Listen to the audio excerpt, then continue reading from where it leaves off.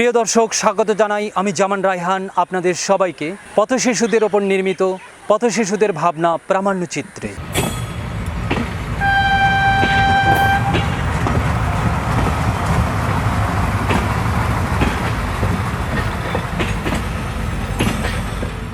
আজকের শিশু আগামী দিনের ভবিষ্যৎ। এরাই নেতৃত্ব দেবে আগামীতে, হয়ে উঠবে আগামী দিনের কবি, শিল্পী, সাহিত্যিক, চিকিৎসক, রাজনীতিবিদ, বৈজ্ঞানিক ইত্যাদি।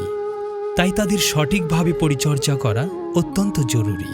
রাস্তায় জন্ম এবং রাস্তায় যারা বসবাস করে তাদের আমরা পথশিশু বলে থাকি। যে সকল শিশুর পিতামাতা নেই অথবা মা তালাকপ্রাপ্তা, বাবা দুরারোগ্য ব্যাধিতে আক্রান্ত, মাদকাসক্ত কিংবা অসচ্ছল, সেসব পরিবারের শিশুই পারিবারিক বন্ধন থেকে ছিটকে পড়ে। বাধ্য হয়েই এরা রাস্তায় নামে। রাস্তায় জীবনযাপন করার মাধ্যমে পরিচিতি পায় পথশিশু হিসাবে। জন্মের পর থেকেই পথশিশুরা জীবনযুদ্ধে জড়িয়ে পড়ে। রোদ, বৃষ্টি, গরম, শীত এদের কাছে সমান। পরনে কাপড় আছে কি নেই তা তাদের কাছে মুখ্য নয়।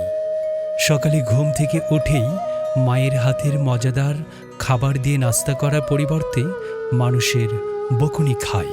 যখন অন্য শিশুরা বিদ্যালয়ে যায় লেখাপড়া করার জন্য, এরা নিজেদের খাদ্য অনুসন্ধানে তখন ব্যস্ত থাকে। রাজধানী ঢাকা সহ দেশের বিভিন্ন শহরে হাজার হাজার পথশিশু রয়েছে।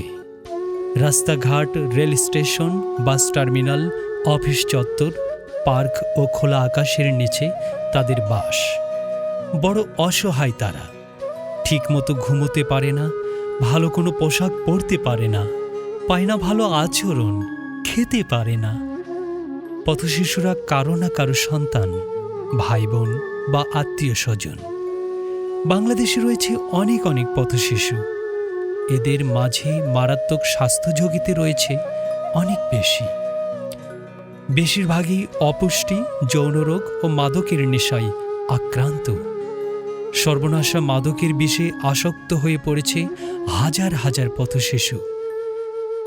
একটি শিশু কখনো পথশিশু হয়ে জন্ম নেয় না। জন্মের সময় প্রতিটি শিশুই তার নাগরিক অধিকার নিয়ে জন্ম নেয়। আজ যে শিশু ভালোভাবে কথা বলতে শেখেনি, তাকেও জীবিকার তাগিদে ভিক্ষা বা কোনো কাজ করতে হচ্ছে।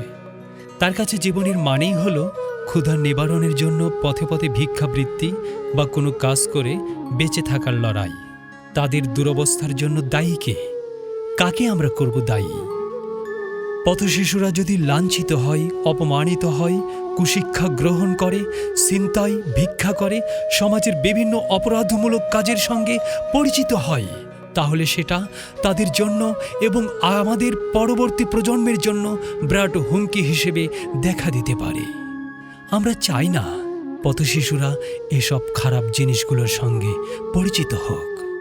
পথশিশুদের প্রতি আমাদের দায়িত্ব ও কর্তব্য রয়েছে।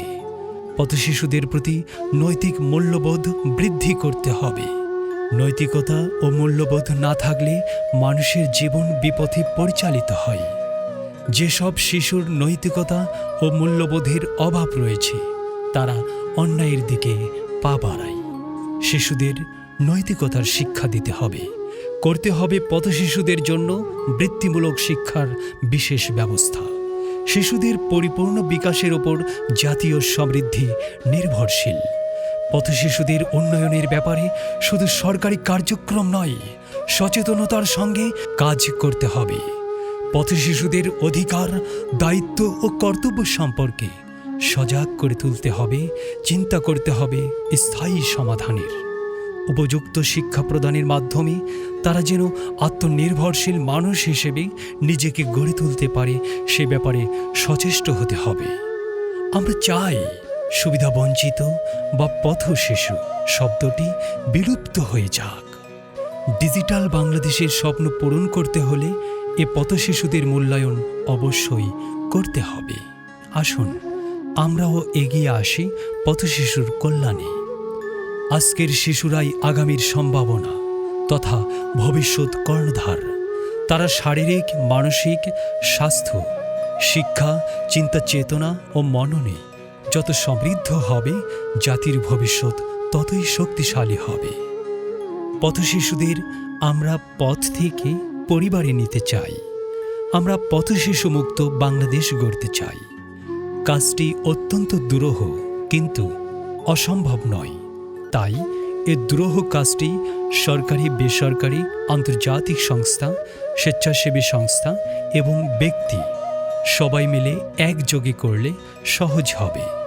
তাই প্রত্যাশা করি আলোয় আলোয় ভরে উঠুক শিশুবান্ধব সোনার বাংলা ও নতুন বিশ্ব, যেখানে প্রতিটি শিশু ফিরে পাবে তার মৌলিক অধিকার। এই প্রত্যাশায় বিদায় নিচ্ছি আমি জামান রায়হান।